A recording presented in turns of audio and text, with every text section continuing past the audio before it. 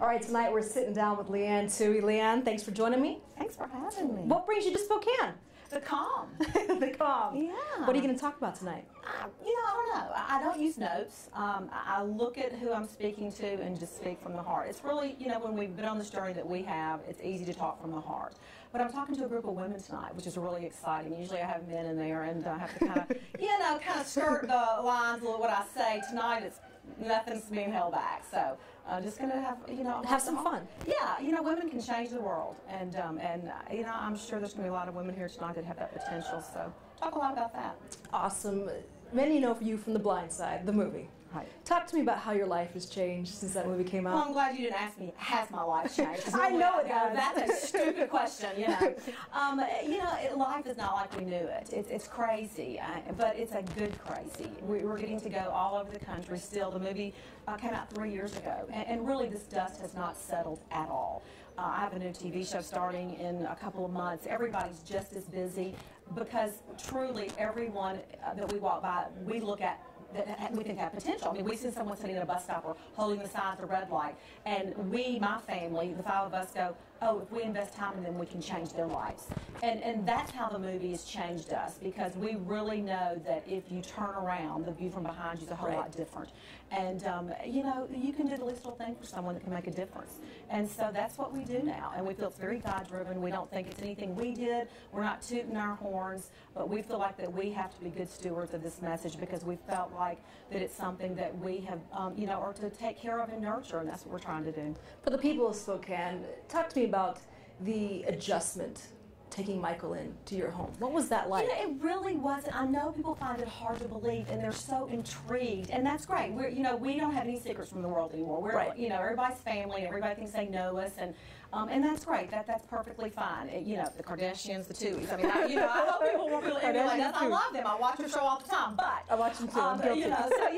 But it's, it was our life. I mean, we really drove by Michael. We really turned the car around. He came to our house, spent one night. All of a sudden, it was 2 nights, and Monday became Tuesday, and it was just our life as we knew it. We didn't think it was going to be important to anyone. We were just doing what we thought needed to be done. There was a young man that had huge needs, and we were able to fill them, and we fell madly in love with him, and he thinks I birthed him. He takes great offense when someone questions the validity. I go, I'm sorry, you don't look just like me, get over it. So, but he thinks I like that. So, Now, talk to me about the relationship with Michael these days. What's that like? Well, right now we're in the throes of playoffs. It's crazy. I stayed in the bathroom the entire overtime in Denver last Saturday. I went in there and I got real quiet in the stadium. I said, oh dear God, it's either over or something happened. And I peeked my head out, and all kind of 4-letter. I didn't even know you could put words like that together that the Broncos fans were saying. I was like, oh no, those words put together.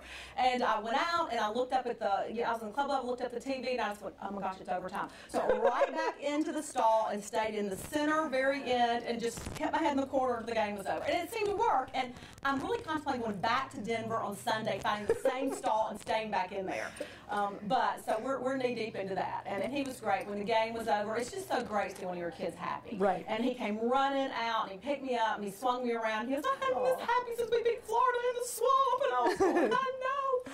So it's fun. I mean, you're happy when your kids are happy. And it's going to be a tough game Sunday. I mean, we're, playing the Patriots. I said I really thought I was getting pumped today. I get to the hotel, lovely hotel, the Davenport. I check in. I get on the elevator. No one's there but me. It goes up 2 floors, and it opens, and there is this one male staying there with a Patriots jersey on and like the foam Patriots hat. Tom Brady? I go, really? And he kind of looked at me. I look around, okay, somebody's punking me. I swear. And he was so confused. And I said, you're a Patriots fan?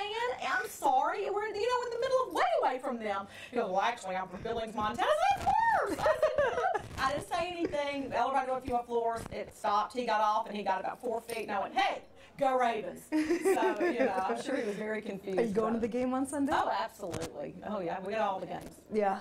Talk to me. I follow you on Twitter, and I see that you're very into your kids' sports lives. Your son playing basketball. And our lives are one big sport. My husband broadcasts in the NBA for the Memphis Grizzlies. SJ is a freshman at Loyola, Maryland. He's redshirted, but we're still very much still into proud that. mom there. Yes, and then we have Michael with the Ravens, and our daughter dates a young man that is just graduated from college, but he's was a collegiate football player and, you know, trying to make it in the NFL. So we are constantly all over the page. And then now, Michael's high school coach is now the new head football coach at Ole Miss, and he's one of my husband's best friends. So where we had kind of tapered off a little bit with the Ole Miss world, we're kind of back into that now. So we're all sports all day. I mean, you know, we're like ESPN 24/7. Just let us know. My final question for you. It's a funny one from the movie. It's my favorite quote. I'm a member of the NRA and I'm packing heat. You packing heat right now? Well, I can't travel with it. I was raised, my father was military, police officer, U.S. Marshal. I was raised around guns. And, you know, I certainly think that there is a time and a place for a gun. Do I think we need to carry a big assault rifle around? No, I don't. But do I want to have the right to bear arms? I absolutely do. And yes, I do. If I have a gun with me at all times, if I'm not, you know, flying through an airport. She doesn't have one in Spokane. No, do not have one in Spokane. Well, Leanne, thank you so much for your time. And can I get one more Go Ravens? Go Ravens! Thank you so much. Thank you.